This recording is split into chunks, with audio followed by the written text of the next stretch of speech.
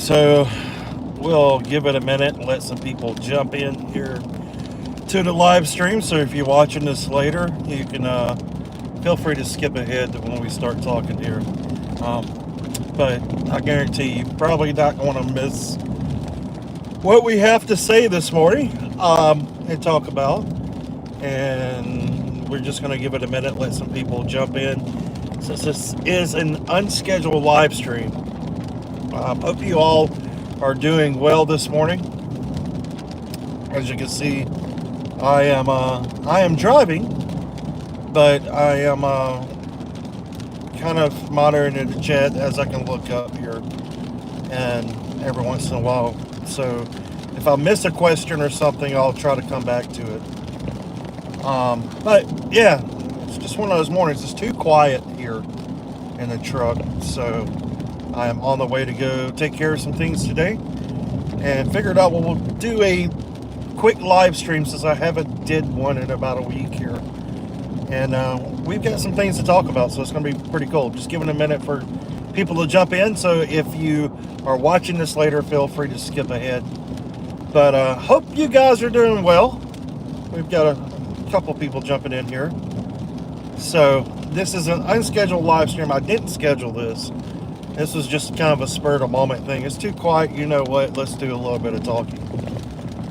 See, Bird Family Ministry. Hey, good morning. How are you guys? Thanks for hopping in. We're just giving it a minute here to see if anybody else jumps in, and we will jump right into things here. By the way, if you guys did not check out the newest episode of History Saver from Andersonville, I was at Andersonville. I think it was July 4th. So it would have been last Thursday. Is that right? Thursday? I was in Andersonville.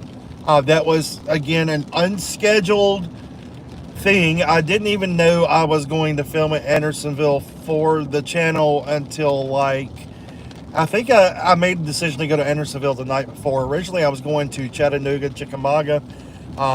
We're just going to take a few days for the 4th of July, go have fun. I was going to film a little bit for the channel, and we just changed our minds. So, you know what, let's go to Savannah, Georgia.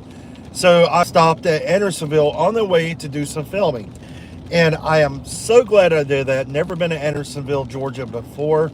Site of the famous Civil War prison camp where the Union Army was there. So if you haven't seen that episode yet here on the channel, go watch it.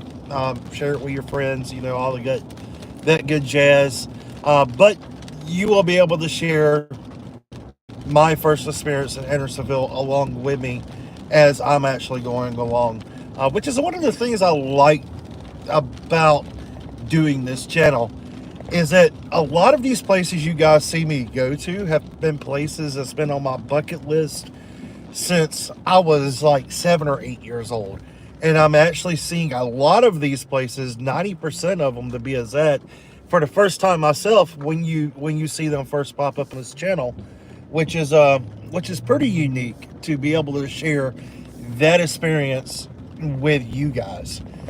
So I think that kind of gives the channel a cool aspect here of, you know, something that maybe not other channels do, is that you're actually seeing my genuine reaction.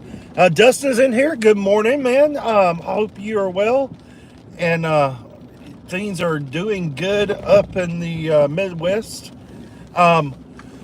which is actually subject of what I'm going to talk about a little bit here in this live stream this morning. But yeah, go back to what we were talking about. Go check out Andersonville, guys. It is definitely a solemn place. You really, I don't know, it's hard to explain. The place has such a heaviness to it that it's just hard to explain. And I don't know if it's just because I know what happened there. We know as a collective what happens in Andersonville, or if it's the place itself. You know, I really can't put my finger on that, but it is a pretty surreal feeling. I will say, I felt there was a point at Andersonville that I was kind of overcome with emotion a little bit. And it's when we were standing in the sink and looking at the sink, or the stream of water that runs through the middle of Andersonville, which the camp was built around. And at the time, it was called Camp Sumter. It wasn't really referred to as Andersonville. It was called Camp Sumter, and a lot of people actually missed that piece of history there.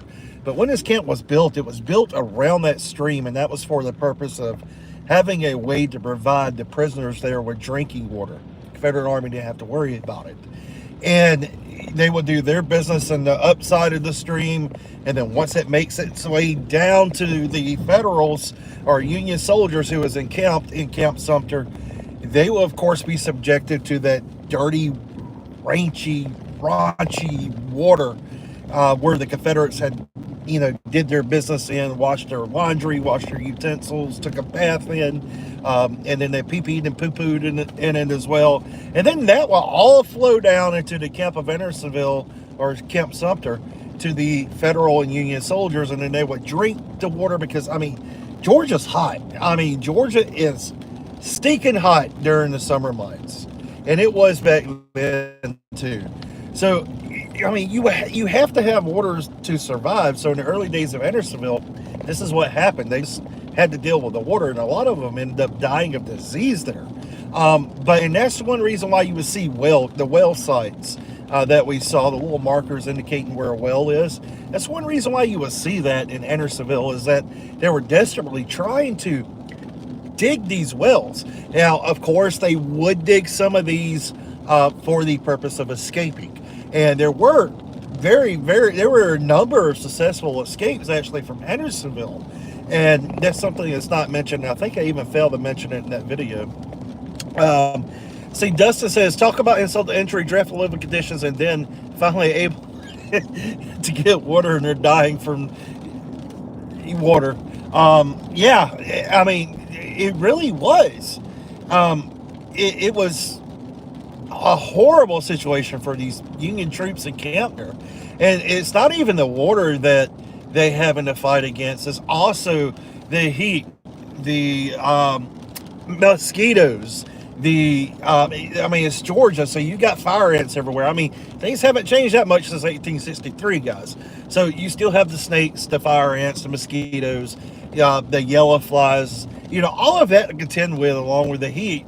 And that's the reason why you would see these well sites pop up everywhere over Andersonville. Was these guys were dig for fresh water, or in some cases to make an escape, and just camouflage it as a well. So when you walk across Andersonville, you're going to see these things everywhere. And if you're anything like me, if I wouldn't have known about it before I went, I'd probably be like, what in the world is this? And why are they everywhere? So I probably would have spent an hour trekking across all of Andersonville, looking at these little markers to try to figure out what exactly they were. So hopefully this episode of History Saver will help you out with that, help you orient you to Andersonville a little bit more before you go. These guys, man, if you could just imagine the conditions they were living in Andersonville was absolutely horrendous. And this wasn't only just a case in Andersonville. You got Elmira, New York. You've got, Union prison camps that's almost as bad as Andersonville, just Andersonville, or Camp Sumter, as it is supposed to be called, is going to be the really big player of Civil War prison camps, just because how dreadfully bad Andersonville was.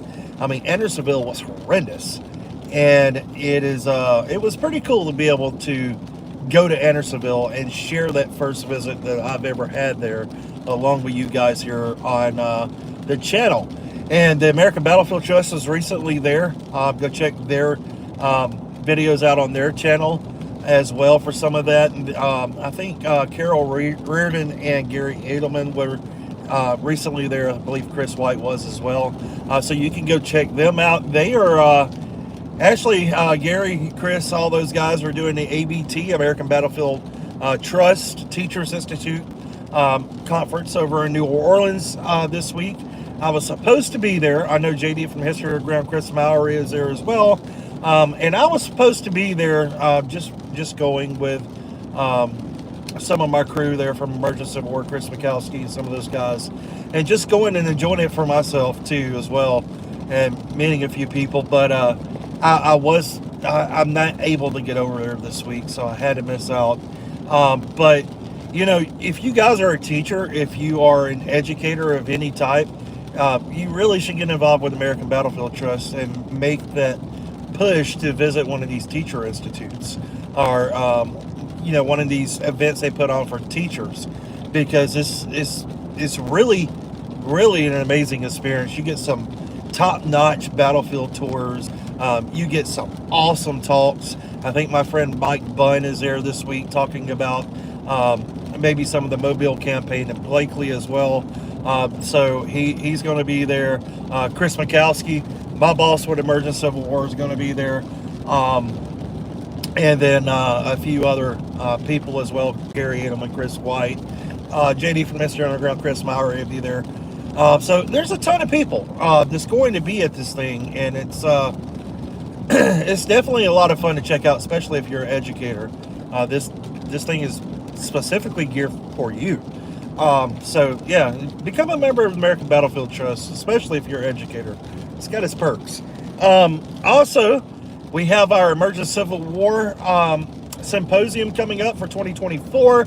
I think tickets are about sold out for it, but it will be taking place in just a few weeks, the first weekend of August, in Stevenson Ridge in Spotsylvania / Fredericksburg area. So that's going to be a lot of fun. I'm looking forward to that as well. I'm actually going to be taking a few extra days here before things kick off, and I have to go outside of what I do here on YouTube, which is my normal job with Emergency Civil War. Again, my channel is not sponsored by Emergency Civil War in any type of way. I just happen to work for them, and I love what they do. I love what they do before I got on staff with them, and I love what they do even more now, because trust me, there's a lot of cool historians on staff, a lot of cool authors on staff, a lot of cool people who have so much knowledge on things. So you really should think about, if you are wanting to go to Emergency Civil War Symposium, think about grabbing some tickets for 2025. They will be on sale here really soon, if not already after this one. So grab you some tickets for 2025, because it's truly an experience. It really is. And I haven't even been yet, but just looking at the lineup we got coming for that thing, yeah, I'm excited. There's a lot of cool speakers, a lot of cool things to dial in on, and some very cool battlefield tours as well. So it's going to be a lot of fun. I'm really looking forward to the Emergency Civil War Symposium and being a part of it. So yeah, that will be coming up in a few weeks. I don't know how much we're going to feature here on the channel, but we're going to feature some of it. Some highlights here and there maybe. But you can check out the Emergency Civil War page on Facebook, also on Instagram and YouTube. So yeah, go check it out. So there you go. There's a plug for Emergency Civil War. Not sponsored, but I'm plugging them anyway, because hey, I'm proud to say I work for those guys. So anyway, let's get to what the topic of this live stream is on the main title here, and that is Sand Creek. So right now I'm working on a little something, and I've been doing a lot of in-depth research for the past couple of weeks on the Sand Creek Massacre, and included in that is, sorry guys, storming here, maybe a little in places, but don't go anywhere. We'll be right back on. It's cut out. But the Sand Creek Papers is basically describing the court. It's a collection of papers from court cases and from testimonies of individuals who were at Sand Creek. This is going to include your key players of the Sand Creek Massacre, and kind of what happened. So Anthony's in there, Chivingston's in there. They're talking about Black Kettle, and then you have John Smith, who's going to have his testimony as part of this, of the Sand Creek Papers, as well as, some other key roles. Governor Andrews is going to be a huge part of the Sand Creek Papers. So Sand Creek Massacre, what is it? If you guys aren't familiar with Sand Creek Massacre.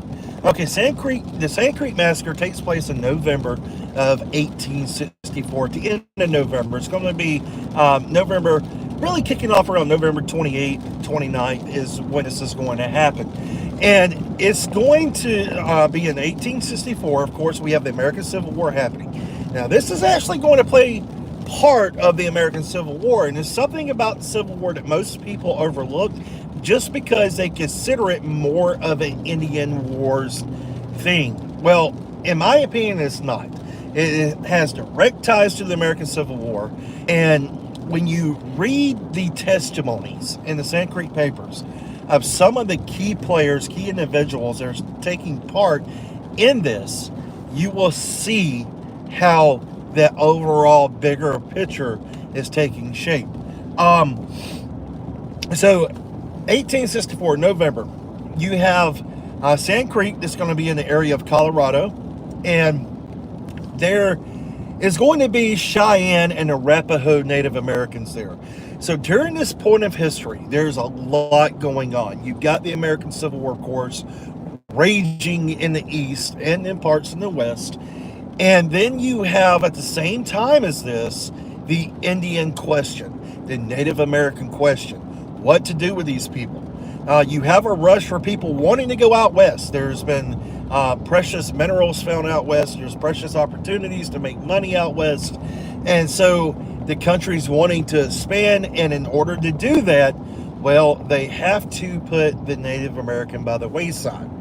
And this is going to cause a lot of native tribes to become very, very, very hostile. They've been placed on these reservations, or reserves as they call them, and they are not happy about it. Would you be? If you're pushed out of your home, somebody comes in and says, hey, get the heck out, we're going to move you somewhere else. This is ours now. You wouldn't be very happy either. So that is basically what's going on here. And the United States is wanting to approach and move in on this territory. They're wanting to cash in. They're wanting the big businesses there, the precious minerals that's there, the buffalo. I mean, there's so many different things that can make the United States money here, and the white man money, that they're just coming into these areas and pushing the native to the wayside. So this is going to cause, of course, a lot of hostility.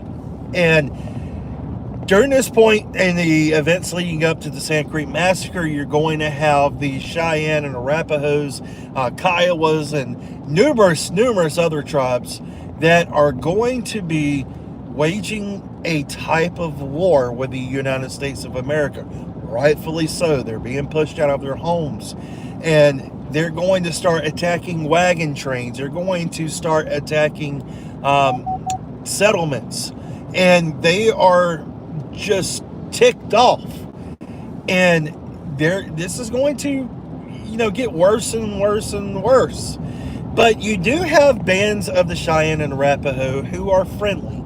They don't want to wage war. I mean, they're tired of it. I mean, you got to see that aspect of it too. They're not turning their back on their people.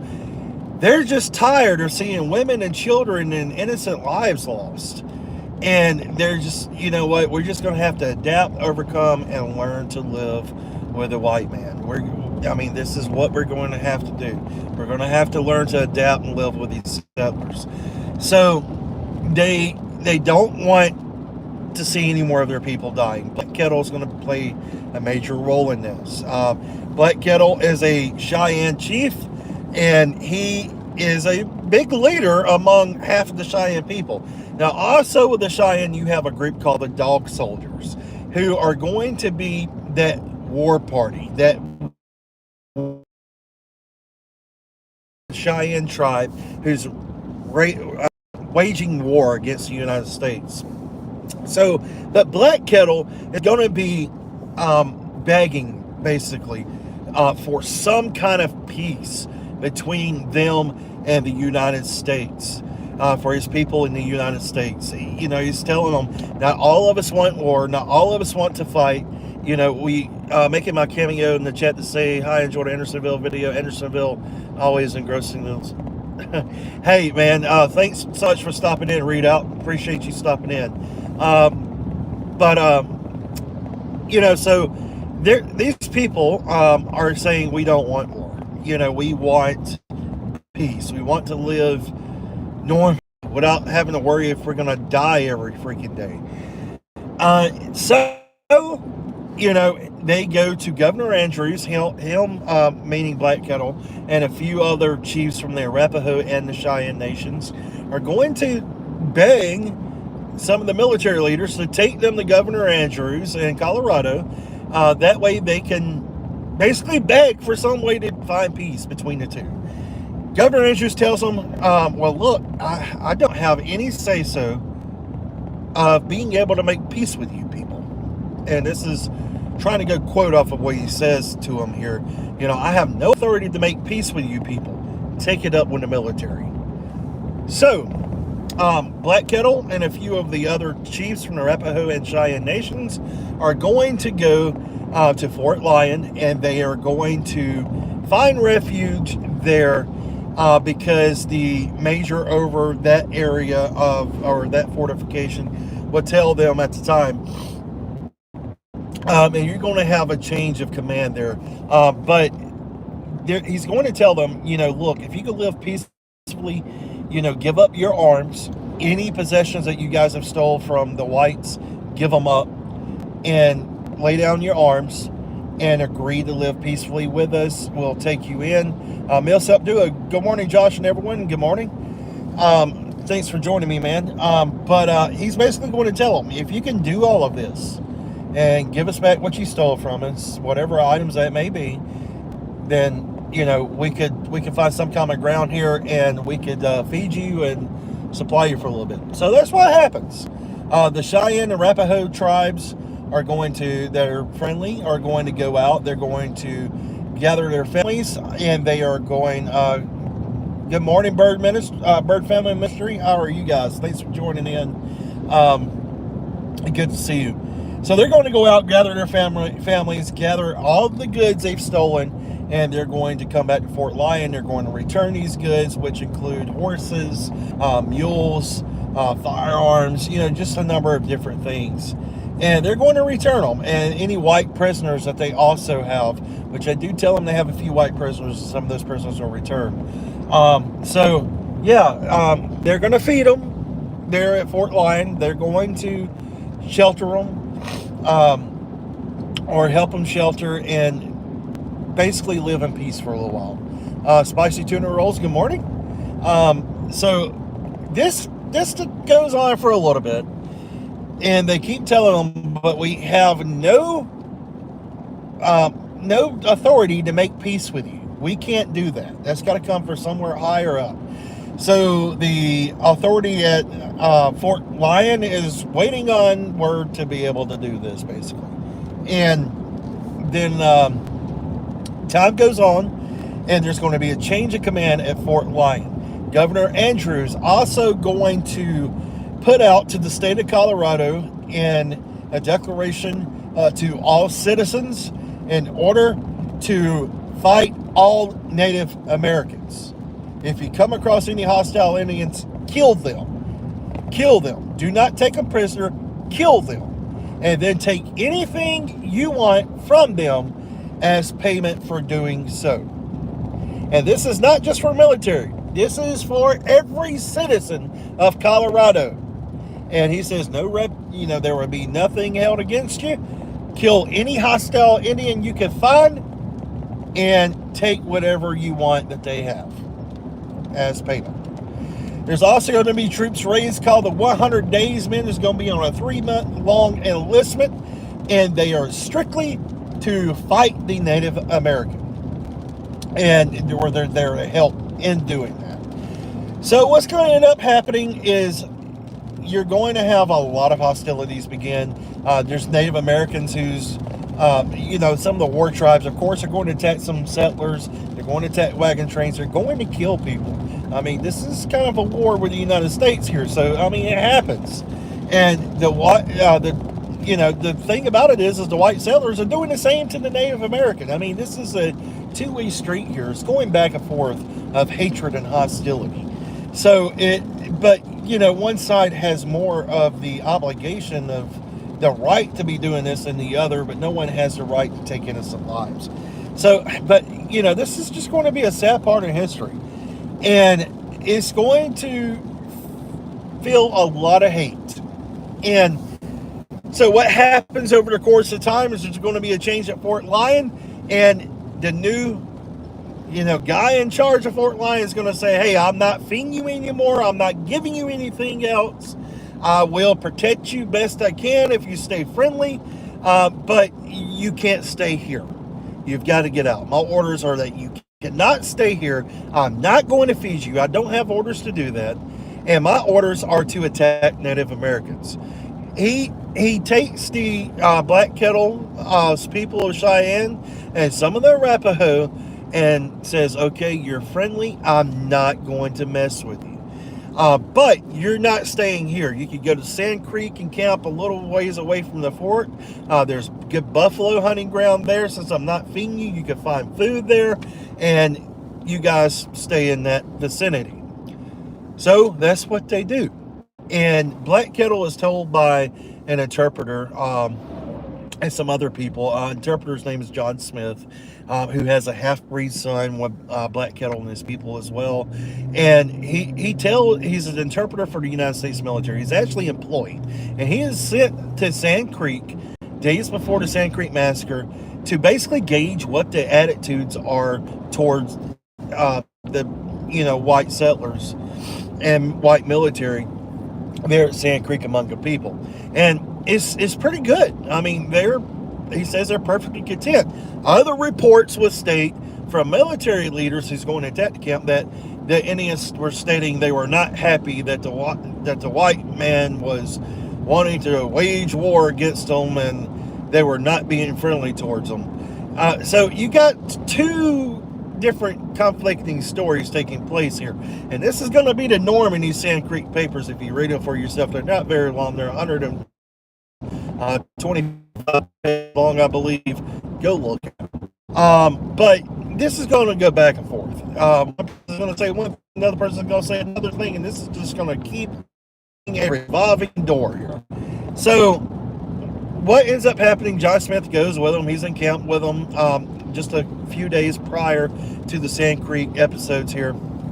And November the 29th, 1864, if I'm not getting this wrong, John Smith is still in camp with them at Sand Creek. And the leader over Fort Lyon, commander of Fort Lyon, is got Major Chiviston. There we go, Chiviston. Chiviston's come into Fort Lyon. I'm trying to get the names here. It's a lot of names. Chiviston comes into Fort Lyon. I think it was on the 27th or 28th. And he comes there unannounced. No one knows Chiviston's coming there. But what's funny, what Chiviston does once he gets to Fort Lyon, he puts out a guard. He shuts down the roads, allows no one to leave, no one to enter. Then, later, the night of the 28th, he's going to set himself out to go to Sand Creek. And he is going to, sorry guys, running into something here. But he is going to set out for Sand Creek. And in doing so, he's going to put out guards at Fort Lyon. He's going to shut down the roads. No one is to enter. No one is to leave. Kind of weird, isn't it? Why would you do that?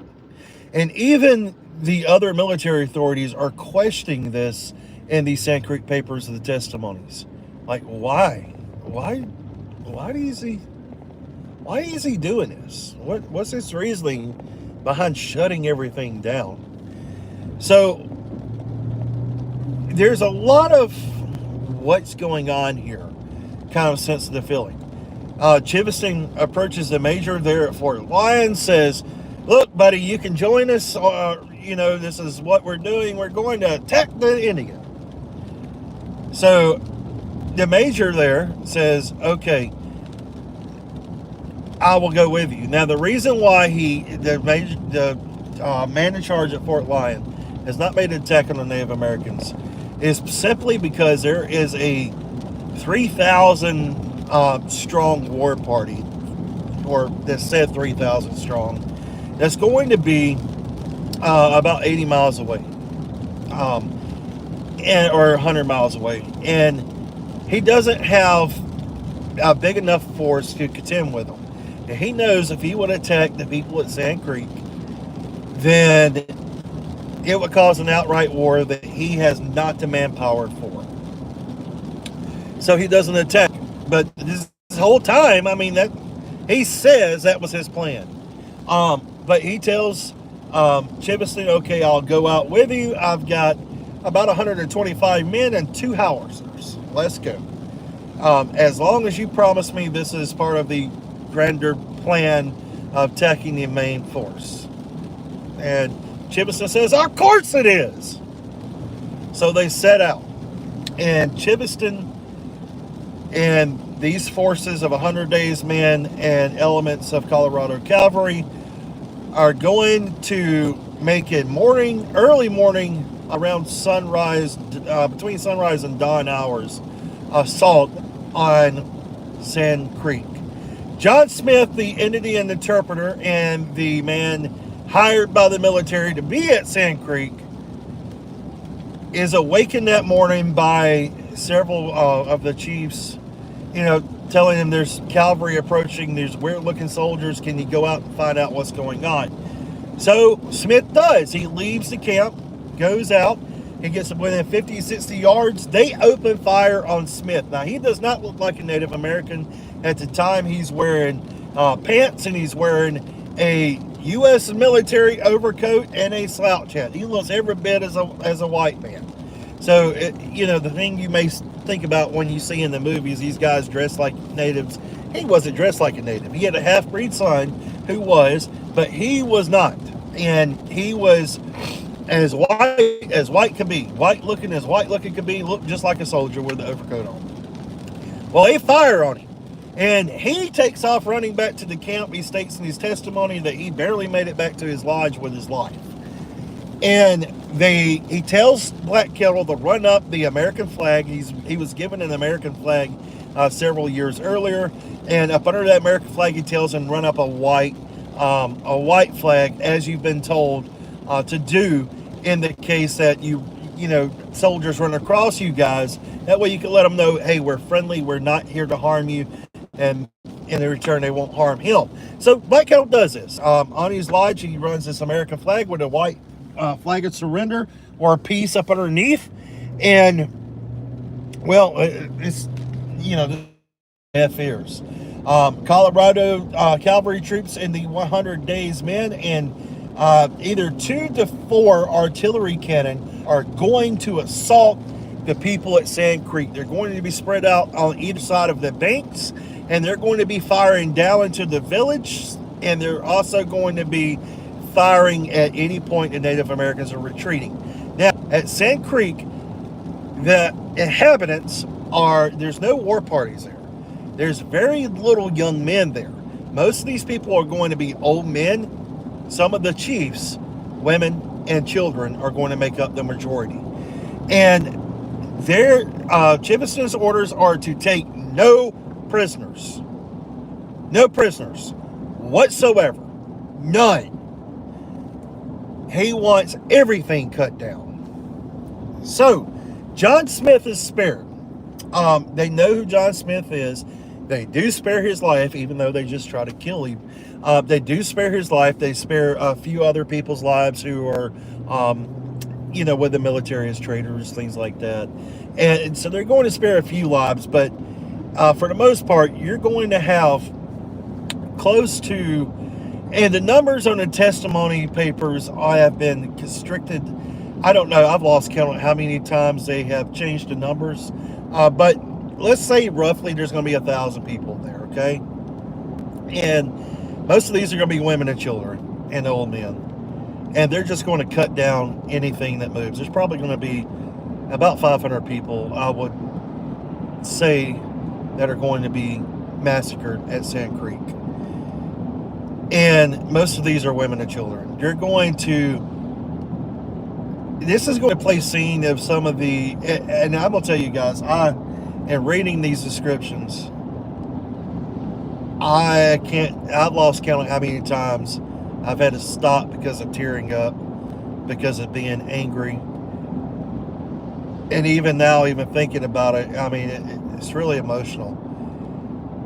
Because when you're reading the words of these people and some of the soldiers that committed these acts, they had no sympathy. Some of them did, but for the most part, the major players in this, no sympathy at all. Don't care. They were looking at the Native American as worse than any animal you could think of. And they say this in their papers.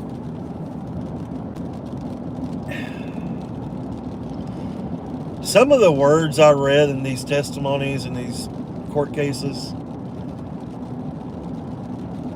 are some of the most moving, graphic, and outright just heartless words I've ever read. They cut down anything that moves. Women and children are huddled in the creek banks by the hundreds in one group, and they cut them down. One of the soldiers in here, John Smith, actually, the interpreter, says this about that specific incident which he witnessed. He said hundreds of soldiers just gathered around them and fired at them, just shot them dead, and then chopped up and mutilated their bodies, scalped them, cut off the genitals, tore the brains from the head. And this is the exact words here. And would take babies that are still breastfeeding, and just chop them up into little pieces. And I'm not over exaggerating. Word from word what they're saying here. Chop them up into little pieces with no thought of anything. And another soldier told a story of seeing a child who was only about 3 years old, butt naked, running, looking for his mama and daddy. They, a lot of these Native Americans, when they attacked, they just skedaddled. They ran. That's all they could do. And this child was left behind. And he witnessed a soldier saying, let me kill this little bastard. And that was the exact words. And they used him as target practice. First soldier missed, the second soldier missed, and he says the third soldier hit the mark, and the child fell dead where he stood as the child was running away from him. I want you to take a minute and think about that, okay? I mean, even thinking about it is almost making me cry. If you guys don't know my background, I live on a Native American reservation. I was raised in the Native American culture. I am, believe it or not, I know I don't look like it, but I am a Muskogee Creek. My grandma's a tribal member. My wife is a tribal member. What you call tribal descent. So for me, this hits close. I mean, very close. Which is the reason why I've chosen to write a book on the Native American involvement in the American Civil War.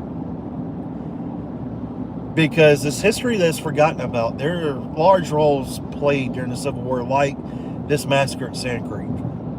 And people forget about it. I mean, this takes place in November 1864. And part of Chiviston's reason for doing this, he had really no reason to do this at all. He doesn't even make a push to the main camp where the actual warring parties are supposed to be.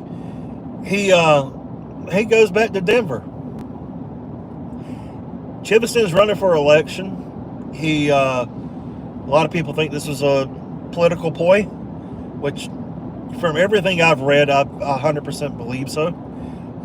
Just by reading testimonies of everyone who had involvement here, and they all believed the same thing at the time. So he was running for election, so it was believed this was a political ploy. It's also believed that Chiviston was trying to get out of going east, and he was trying to gain a promotion. You know, they held at the time anyone who killed Indians highly as a hero of the country, and as a military man, that's what Chiviston would have liked. So he had a lot of reasons for this action that was personal gain.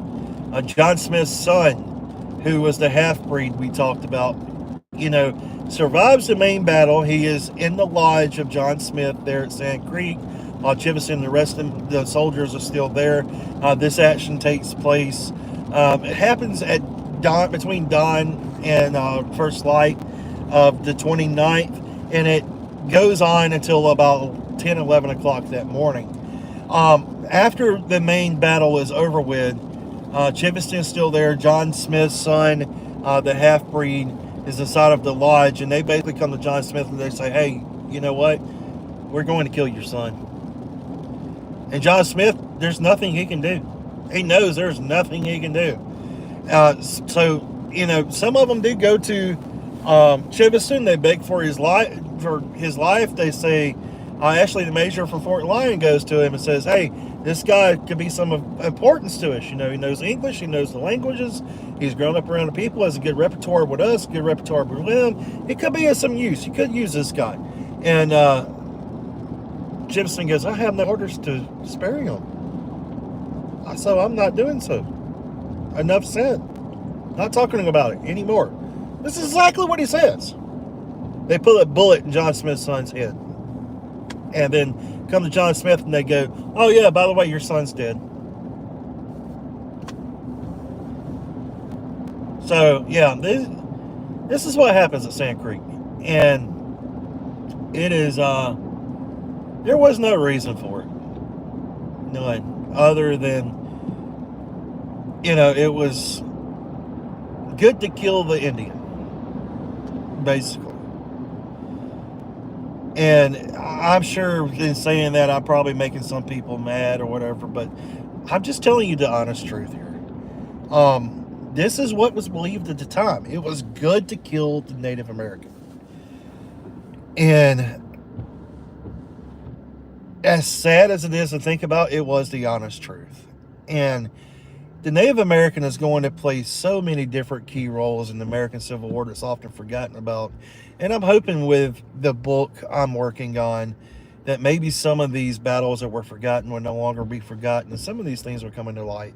And the importance of Native Americans in the Civil War on both sides of the spectrum here will be highlighted.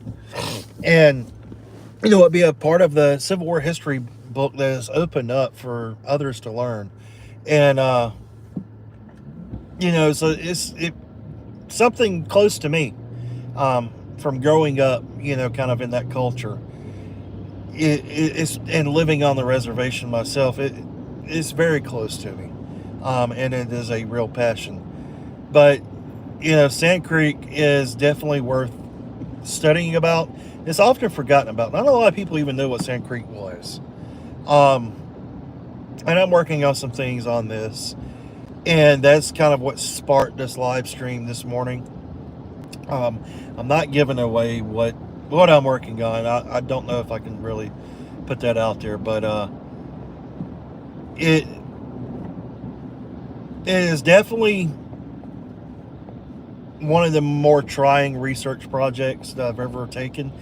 One of the easiest, but one of the most trying. It is brought up every emotion imaginable.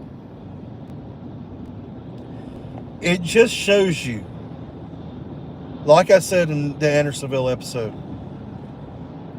what man is capable to do to another man.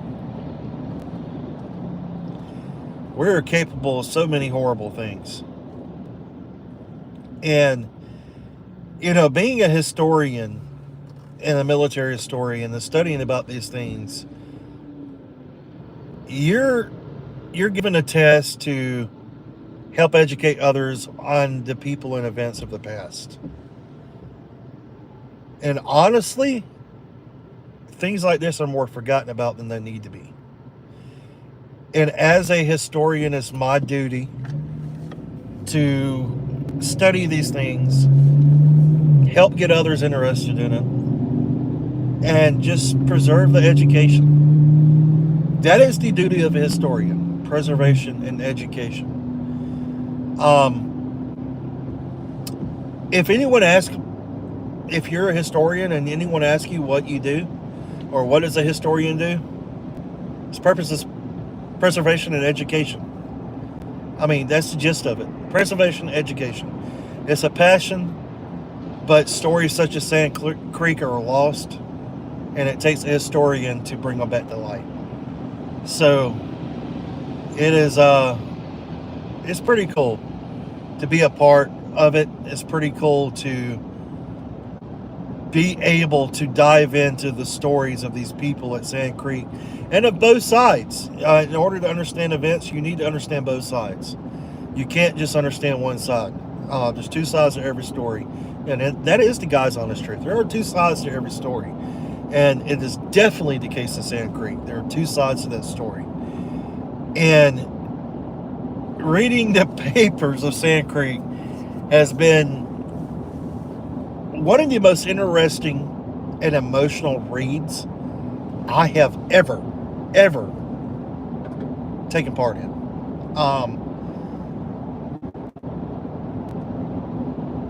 It's definitely a story I'm excited to bring back to the forefront, or possibly help bring back to the forefront, because to the native people, this is a huge part of their history.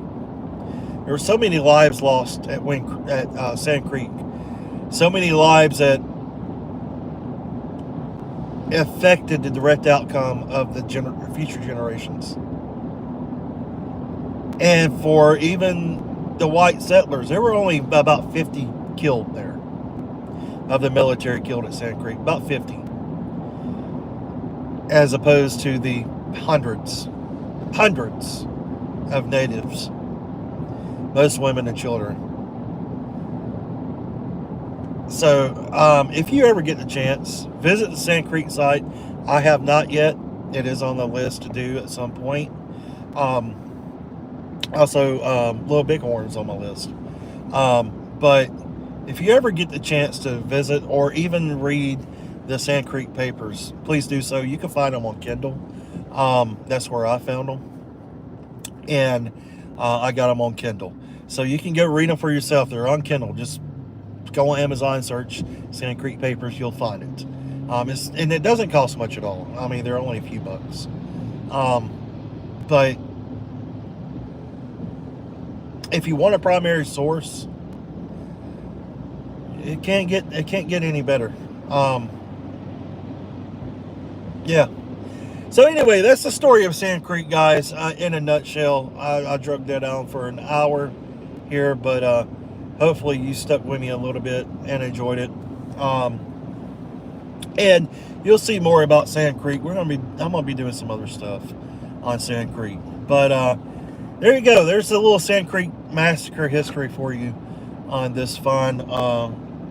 What is it? Tuesday or Wednesday? Wednesday morning. So I don't even know what day it is. You see where I'm at.